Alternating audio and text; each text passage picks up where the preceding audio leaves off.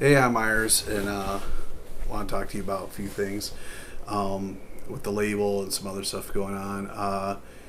So, as you guys know, I started doing these videos after my daughter died. Uh, I'm recording this on Father's Day, so it's kind of a weird day.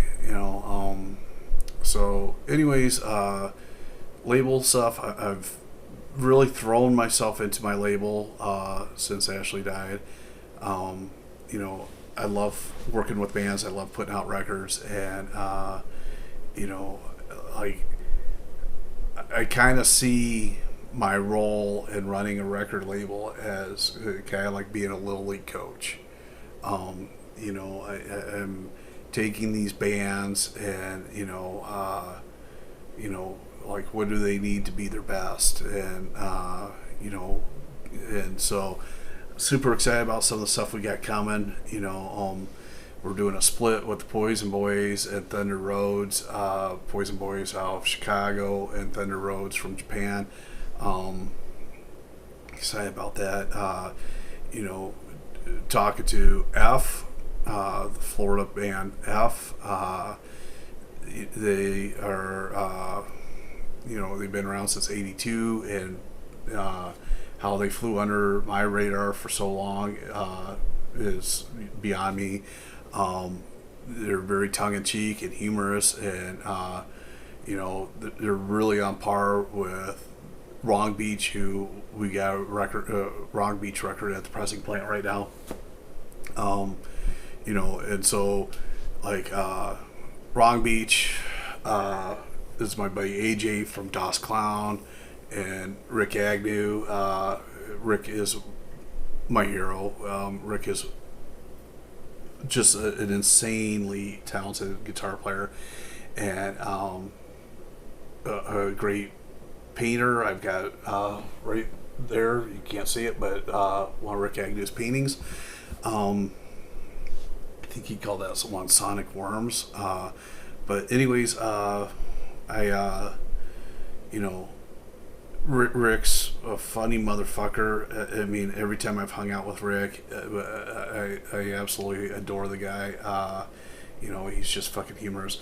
I had an experience one time where I offered to kidnap him for a day, and so we're driving around, and he's telling me where to go, and we're turning here and going there and whatever, and we pull up, and it's Dinah Cancer's place, and we went in the living room, and she's sitting in a chair in the corner, and he picks up a guitar, acoustic guitar, and starts strumming, and he's playing, and she's singing, and I'm thinking, who the fuck sees half a 45 grave on a random Tuesday? It was a really cool experience, and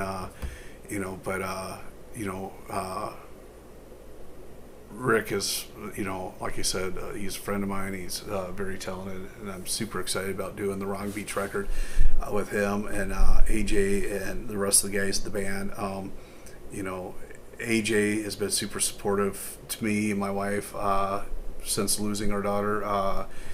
AJ himself lost his son a few years back, and that's one of them deals where you don't know what to say to somebody unless you've been in that place, and even then you don't know what to say, but anyways, what else we got going on with the label? JJ and the Real Jerks, they're coming on board on Sioux, and that's part of our working with Rumbar Records out of Boston. Rumbar strictly wants to do CDs. We strictly want to do vinyl. So working with Rumbar acts is beneficial to both Sioux and to Rumbar. So aside from JJ and the Real Jerks, we got Brad Marino, and then Frank Meyer from Streetwalking Cheetahs, his other band, Highway 61. They're at the pressing plant right now, so a lot of fucking hot shit coming. You know, a lot of hot shit coming on the label. And then the big one I'm really excited about. I haven't said anything to you guys yet about it, but anyways, Steve Fowler, who was in the Vandals and Detox, he had moved to Sioux City in the late 80s, early 90s, and you know, at that time, like, I was a little kid, you know, I didn't hang out with him then, but the guys I looked up to, Steve Ewell, Mark Lee, and those, Pete Phillips, those guys all, you know, looked up to Fowler, followed him around or whatever, and, you know, so Tim Archer, you know, those guys who I looked up to, you know, hung around with Fowler, and you know, so anyways, I've become friends with Fowler over the years. You know, like, he did like Hollywood movie shit, and at one point he had me sign releases for my other company, Sioux Guitars. He was putting Sioux Guitar shit in like Sony pictures. I think there was a Spider-Man movie he was working on where, like, a high school locker scene, like, some kid had his locker door open and there was a Sioux Guitar sticker in there, and I had to sign a release that I went sue Sony over that, and I don't know if I actually got into the movie or not. I don't watch Spider-Man movies, but you know, Steve was a funny fucker, and he died last year, and I loved him, and you know, so there was a memorial service out in Long Beach or LA a few weeks ago.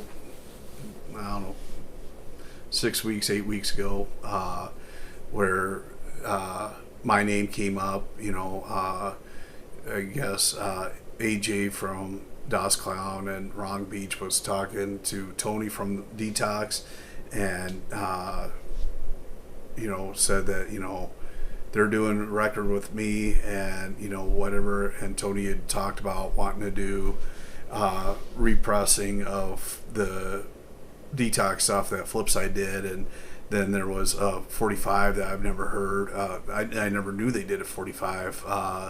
You know, all I thought was the stuff on Flipside, and AJ said, well, give Myers a call, you know, blah blah blah, and Tony did, and you know, so what Tony and I have been talking about is the stuff that was on Flipside and that 7-inch, and then Tony's got some live recordings and demo stuff that nobody's ever heard before, and whatever, and so, you know, that Detox record with the baby on it, the fetus on it, that Al Flipside was pushing them to put out a full-length LP.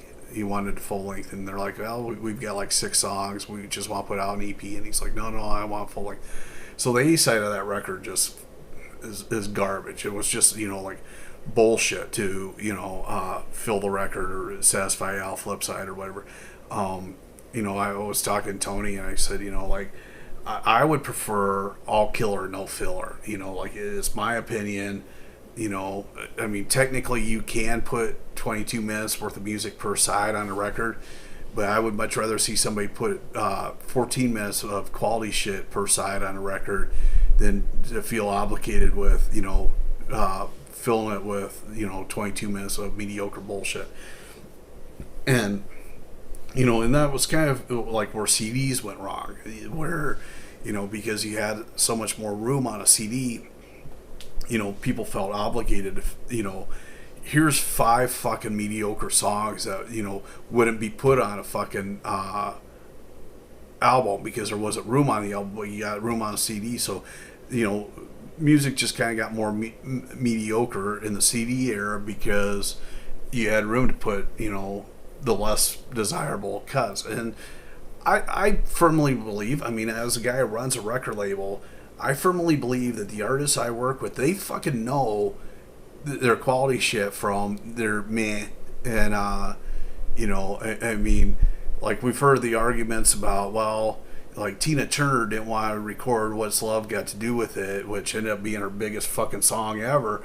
You know, yeah, Tina Turner was wrong about that song, but like by and large, most fucking people know what their quality stuff is, or what a good song is versus a bad song, or whatever. And just putting everything out. So like what Tony and I have talked about is put the quality stuff. So that A side, that filler from that Detox, which should have just been an EP, but Al pushed for having full length or whatever.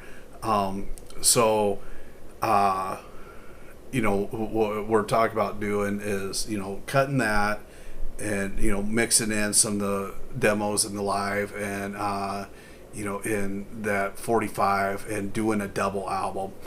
And this is going to be a departure for us. Up until now, like all our LPs have been in the silkscreen jackets, where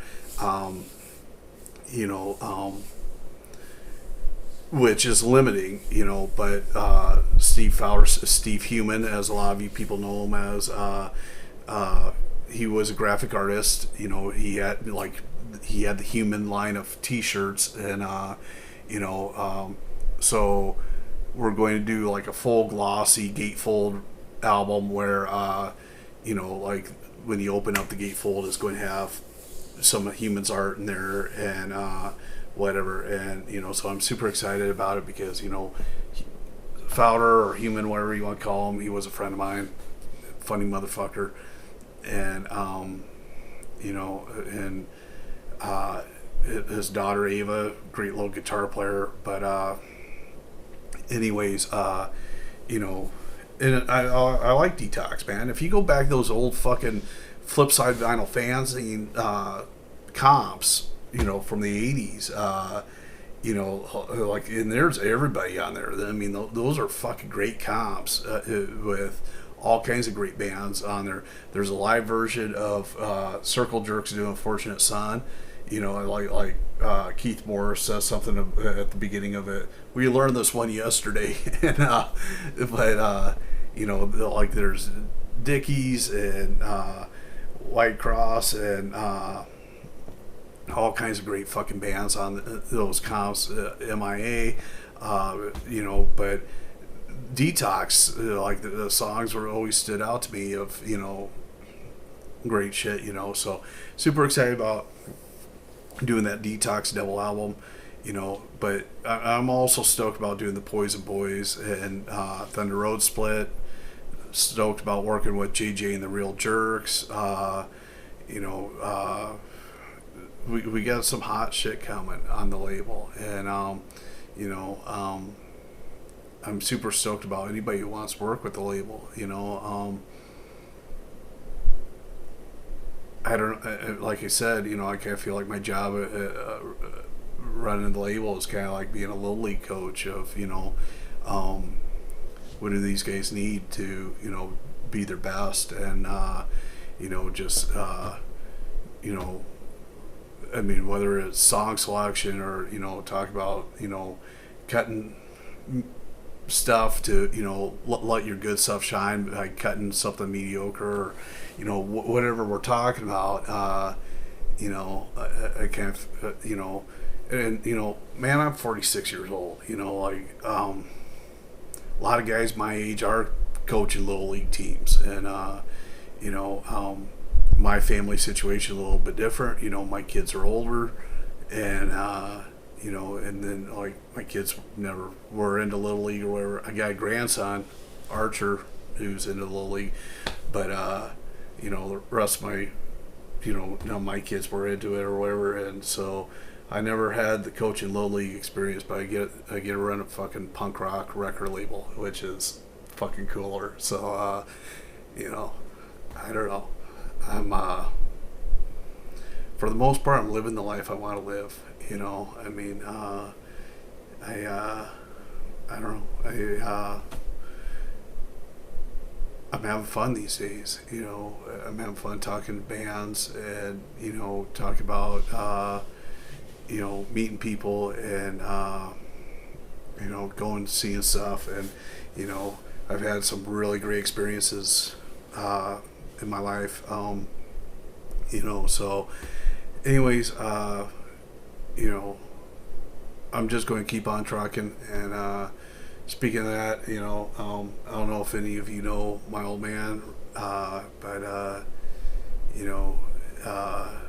today's Father's Day, and I want to talk a little bit about my pop. My pop had me the year he turned 30, and he was an owner operator, ran the West Coast, owned his own trucks and trailers, and he was gone a lot. And but starting when I was 4 years old, every summer I got to go to California in the truck. That summer, that 1 week a year, I got to go in the truck and see stuff. And he talked to me about stuff of showed me America. If you've ever read On the Road by Jack Kerouac, that speed, that rhythm of, seeing America and, the excitement of getting to the next place or whatever, like, I got that as a little fucking kid, in the truck with my dad, the first time I went to California and ate off a roach coach, man, like, the fucking fact that the side of this pickup opens up and you can get a fucking burrito or a taco off of it. It was amazing. Like, I fell in love with roach coaches the first time I went to California when I was 4. And, and I still love, to this day, a fucking food truck is usually the better food that you can get in any sit-down restaurant, because I think a lot of people with food trucks really have a passion that, that you don't, once people have like a regular established sit-down restaurant, and they're hiring help, they're hiring, people just don't give a fuck. Some of the owner's passion is lost, but so growing up in the truck and grew up in truck stop parking lots. Like when I was growing up, Sioux Peterbilt was right next door to Sioux Harbor truck stop, and I'd be down there every Saturday morning, and doing all kinds of stuff. Like my first job with the truck was thumping tires. The first time I'd go to California, I had a little teeny tiny pair of work gloves, and put my gloves on and grab the tire billy and thump the tires, make sure the tires all had air in them and everything. And but as I grew up around the truck, I had different jobs as polishing, whatever, changing the sheets in the bunk, going up and to the closet and cleaning out the empty hangers. So, picking up dirty clothes bag, whatever, to clean out the truck when my dad would come in, and then, whatever. But, that was reality for me. And, but I remember like in 4th grade, I got in trouble because we were talking about geography and stuff, and they talked about the Continental Divide, and so the teacher asked if anybody knew what the Continental Divide was, and I told the class it was not wrong. It's not wrong information, but it is the explanation my dad gave me in the truck of what the Continental Divide is basically, if you piss on this side, because we're pulled over in the truck on the side of the road and taking a leak between the quarter fenders and the fuel tank, and he says if you pee on this side, it's going to go into get into the rivers that go into the Mississippi River, go into the Gulf of Mexico, and end up in the Atlantic Ocean. But if you pee on this side, it's going to end up in the rivers that will take it out to the Pacific Ocean, and that's why the colony.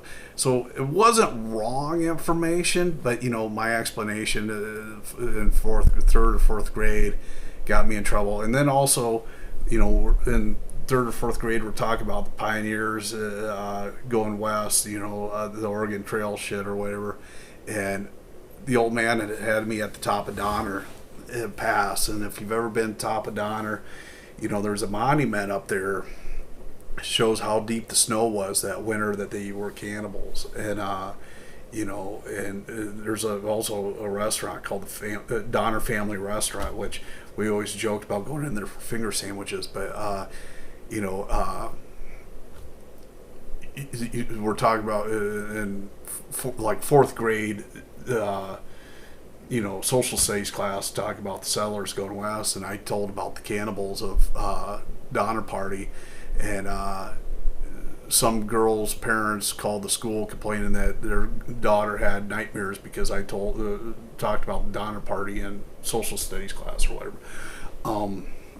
So yeah, I mean, my dad gave me those kinds of lessons growing up, and it was great. And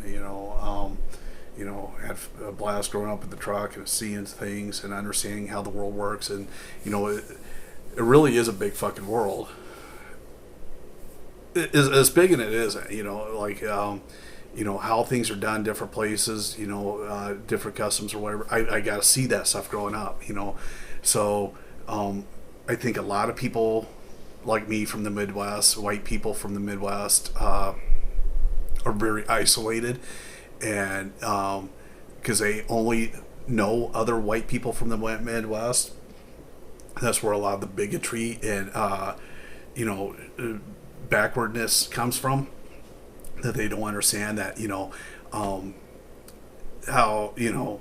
different stuff works in different places, and like our economy would not survive, you would starve to death if we didn't have immigrant labor. I mean, if you don't have immigrant labor, you don't have anybody picking the lettuce out in California. And that's what my dad, for 30 some years, my dad hauled lettuce. He, in the summertime it come out of Salinas, in the wintertime it came out of Yuma, Arizona, and for about 6 weeks in the spring and 6 weeks in the fall it'd come out of Huron, California. And my dad just followed the lettuce year round for over 30 years. And and delivered it to all the Cub grocery stores in the Twin Cities. And being out there and seeing how things work, and the roach coaches, and how like the Salinas Valley is so industrialized. They know it takes 6 weeks to grow a field of lettuce. So when this field is picked, they leave it alone for a day, and then they replant it the second day after it's been picked, and 6 weeks later, and it just rotates down the line. And seeing how that world works as a kid, having an understanding of how things work for other people, it bore into me a lot of empathy, a lot of there is no one size fits all solution to everything. What works here, what works in Sioux City, Iowa for white people doesn't work for XYZ. So yeah, I mean, I appreciate seeing the world when I was a kid, and my dad's great. There's some things as he's gotten older where we don't always see eye to eye on stuff. He loaded, the same guys loaded the lettuce for him week after week for years, and he got to know those guys, and those guys would tell him stuff like, my kid just won a volleyball championship, or my kid just got accepted to USC, or whatever. And my dad really liked these guys. He told me how these guys were dedicated family men, and he really liked these guys. and then my dad would say something fucking asinine, completely fucking stupid, like building a wall or, you know, something anti-immigrant or whatever. And I'm like, Dad, you know, like these fucking immigrants, they're exactly the same people that you fucking love so much, that loaded your truck for 30 fucking years, that you think are dedicated family men. And the only difference between these immigrants and those guys who load your truck is you just don't know them yet.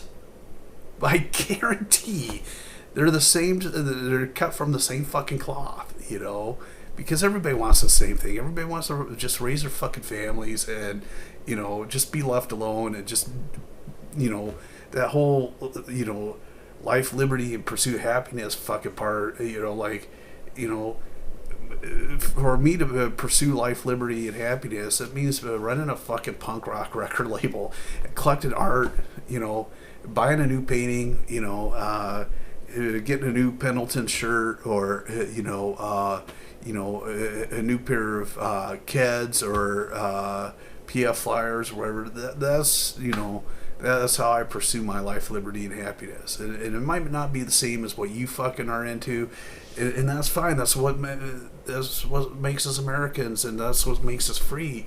But, you know, people come here to this country because they want that opportunity to be free and, you know, raise their families. And, you know, and like I said, my dad loved the guys who loaded his trucks. You know, the only difference I see between those guys driving those forklifts and, you know, some guy who just come across the Mexican border is my dad just hasn't met that guy yet. You know, so sorry. Just, it's a weird day being my first Father's Day without Ashley. And it's not that Father's Day was ever a big fucking thing or whatever, but just, it's weird. So, anyways, thanks for watching. Sorry I'm rambling about shit, but just want to give you guys an update on what's going on with the label. You know, next thing that should be out, and it should be coming out, you know, here in a month or two, 3 months, is Mono Deluxe. Super excited about that record. And then we got Rebel Flesh out of Texas. I'm really stoked on that one. And then we got Loose Rails from Minneapolis. And then I think it's Richard Duguay, 45 of his. You know, he played in Personality Crisis, the Canadian punk band. And then what else? I mean, we got Wrong Beach. Oh, there's a band from Valencia, Spain, called Sonic Angels, which I'm excited about. You know, so we got some hot shit coming. After that, we got God, we got a lot of fucking shit. I'm super excited about the stuff we got coming. You know, but yeah, just want to give you guys an update, and thanks for watching these videos, and thanks for listening to me ramble. So with that, have a happy Father's Day.